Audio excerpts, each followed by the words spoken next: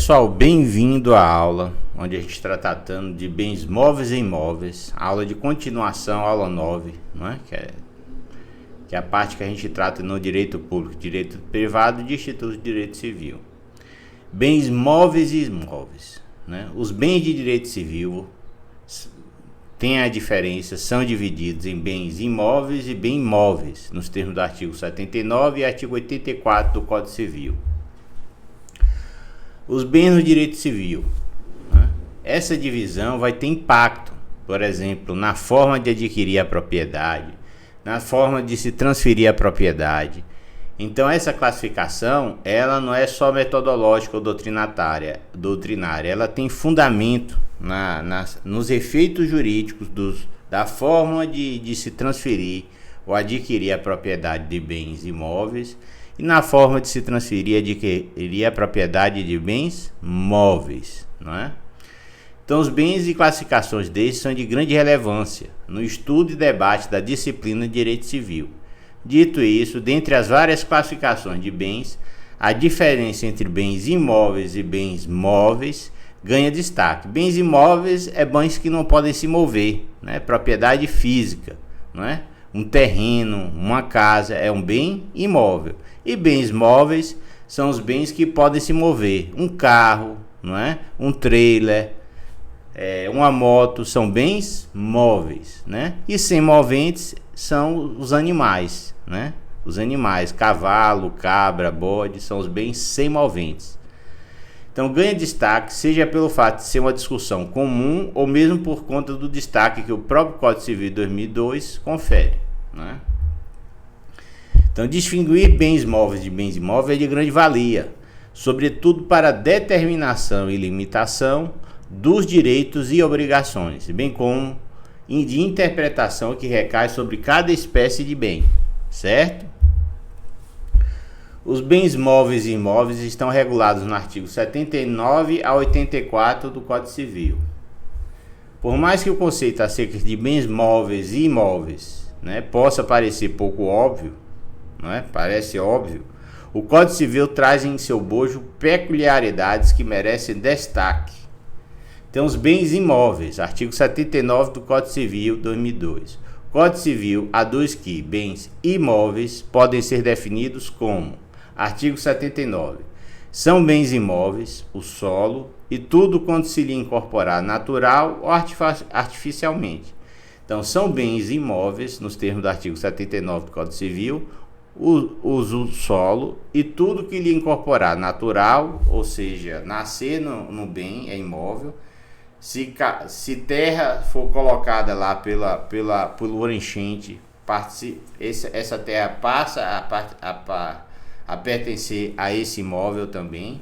Ou se for algo for colocado artificialmente, um aqueduto, não é? Um oleoduto, passa a ser algo imóvel dentro, recebendo imóvel por ascensão, passa a ser imóvel por ascensão, né? Poderia ser um bem móvel, por exemplo, material de construção da casa é bem imóvel, mas depois que é construída a casa, os tijolos e o material de construção torna-se bem imóvel por acessão, porque ele passa a participar de um bem imóvel e assume a natureza desse bem imóvel.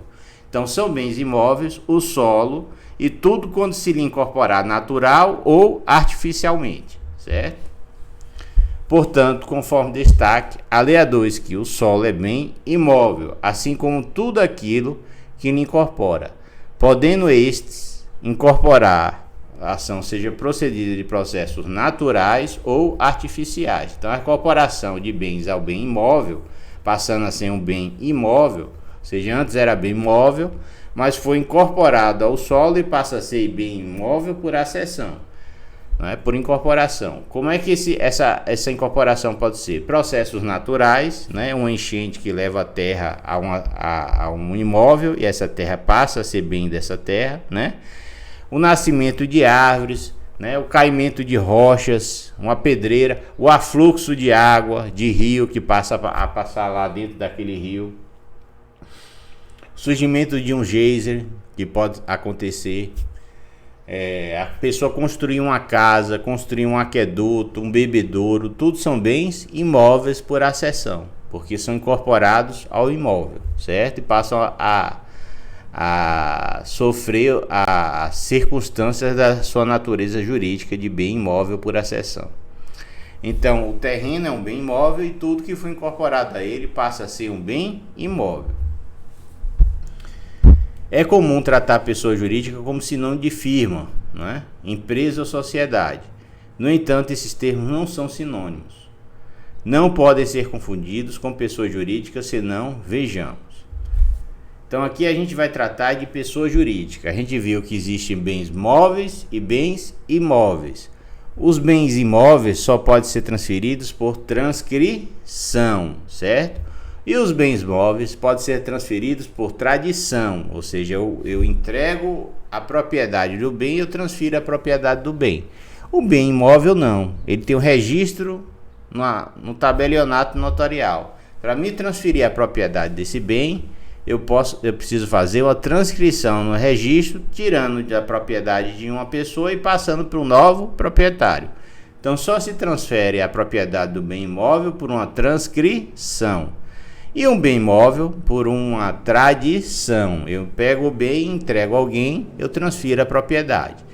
Então é fundamental essa diferença entre bens móveis e imóveis em vista da forma de se adquirir a propriedade, de se transferir a propriedade, não é? Um bem imóvel, você só pode adquirir a propriedade se você comprar ou se você usa o CAPI. Um bem imóvel, né? Você pode adquirir a propriedade se comprar, né, através da tradição, ou se achar. É abandonado, um bem abandonado, você acha e você passa a ser proprietário, certo? Então essas são as diferenças entre bens móveis e bens imóveis, certo? E a pessoa jurídica, qual é o conceito da pessoa jurídica? É comum tratar a pessoa jurídica como sinônimo de firma, empresa ou sociedade. No entanto, esses termos não são sinônimos, não podem ser confundidos com pessoa jurídica, senão vejamos. Empresa é uma organização particular, governamental de economia mista, que produz ou oferece bens e serviços visando em geral a obtenção de lucros, certo? Então a sociedade, esta palavra também possui diversos significados. Juridicamente significa contrato consensual pelo qual duas ou mais pessoas se obrigam a reunir esforços ou recursos para o exercício da atividade econômica e a partilha entre si dos resultados, né? Então a sociedade são duas ou mais pessoas que se juntam, formam uma personalidade jurídica própria, determinam capital próprio para o objeto social e criam essa personalidade jurídica para exercer o objeto social definido no contrato social, certo? Nem todas as sociedades são pessoas jurídicas.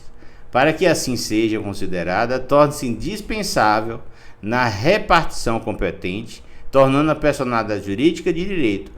Então pode existir uma sociedade jurídica de fato, ou seja, existe um sócio, os sócios exercem um objeto social, mas eles têm a responsabilidade ilimitada porque elas fazem a sociedade em nome próprio. Eles não criaram a personalidade jurídica que vai exercer esse objeto social empresarial. Então, nem toda sociedade jurídica ela tem personalidade jurídica própria.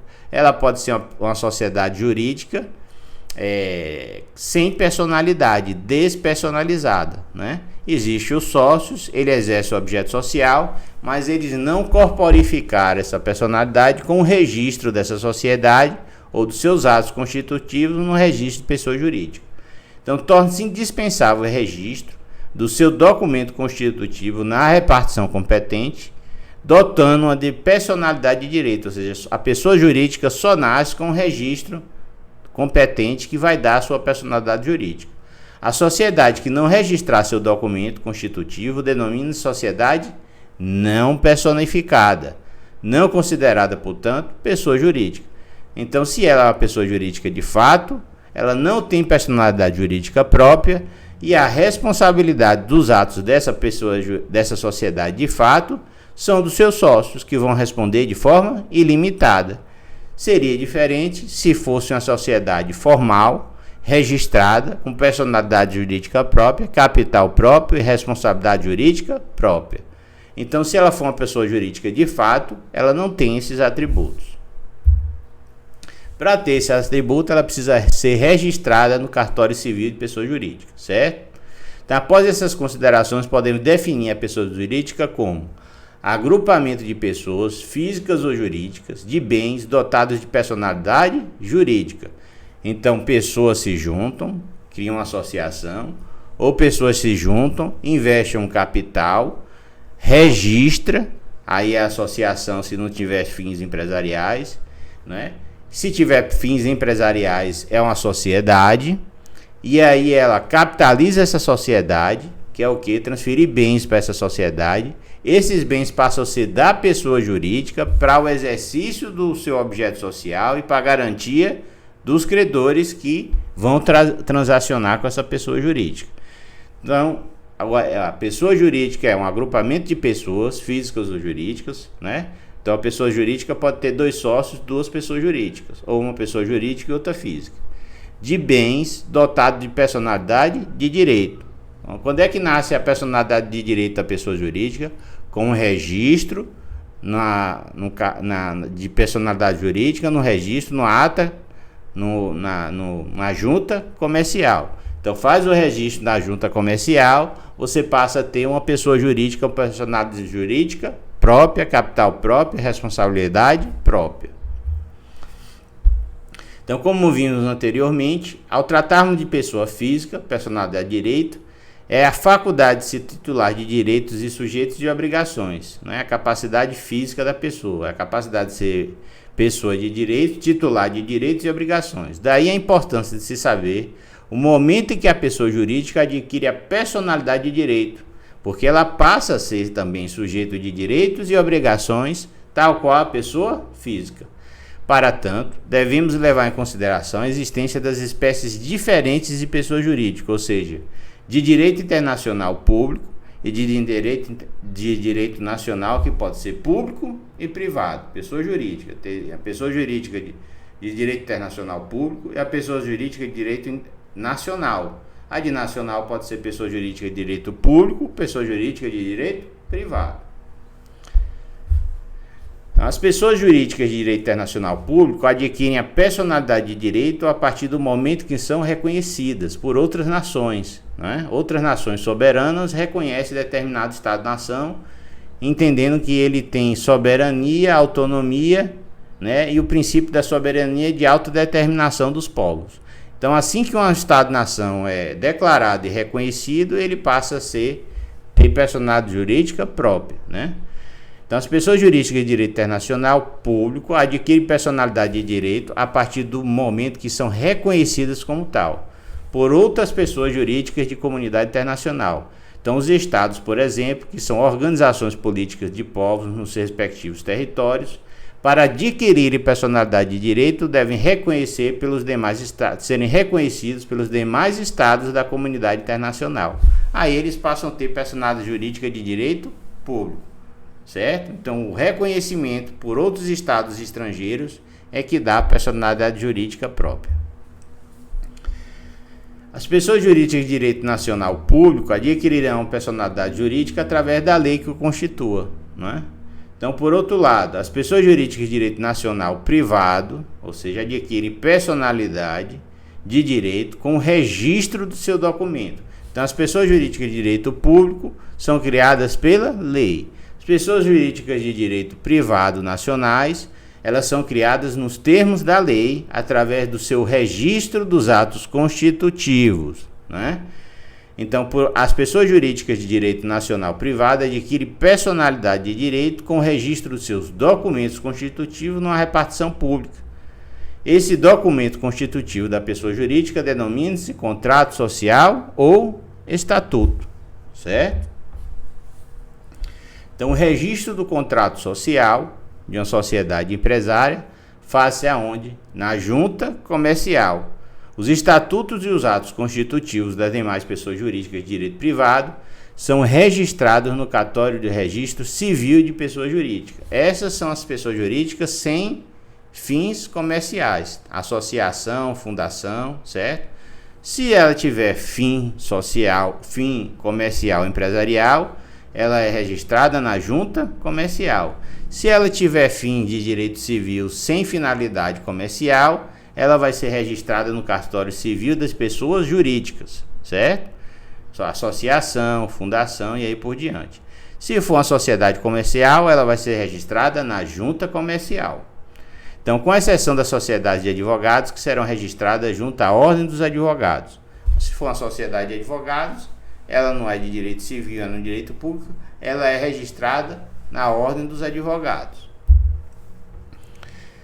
Representação da pessoa jurídica, né? Ela tem personalidade jurídica própria, mas como é que se representa uma sociedade? Diferentemente da pessoa física, que é concreta, a pessoa jurídica é uma abstração, pois nasce da declaração de vontade de um povo de organizar-se politicamente, de formar independente num território, né? A pessoa jurídica de direito público, da lei formalmente estabelecida e do registro de documento constitutivo. Isso são os tipos de sociedade. Tem pessoa jurídica de direito público, é a lei que cria. Pessoa jurídica de direito privado, ela é registrada nos termos da lei, na junta comercial ou na pessoa jurídica de direito civil, associação sem fim lucrativo e fundação. Se for uma sociedade empresarial, junta comercial, a partir do registro, passa a ter personalidade jurídica própria, capacidade própria e responsabilidade própria, certo? Por isso será necessário designar-se uma pessoa física para personificar a pessoa jurídica, ou seja, a pessoa jurídica vai praticar seus atos. De que forma? Através de uma pessoa física que é autorizada a atuar como representante dos interesses da pessoa jurídica, certo? Que ela é uma ficção jurídica, ela é criada no papel. Pessoas vão dar vida a essa pessoa jurídica, representando ela como seus órgãos nos termos do seu contrato constitutivo, que vai determinar quem pode representá-la, certo? Então será necessário designar-se uma pessoa física para personificar a pessoa jurídica. Essa pessoa deverá ter capacidade de direito, ou seja, não possuir nenhuma daquelas incapacidades que já enumeramos quando tratamos de pessoa física. Lembra? Capacidade relativa e capacidade absoluta. Pessoa para representar uma pessoa jurídica tem que ter capacidade plena, ser absolutamente capaz. Então, pessoal, com isso a gente termina essa aula que a gente trata do começo de sociedade, não é? E vamos continuar a aula tratando sobre sociedade, pessoa física e jurídica na próxima aula. E até a próxima aula.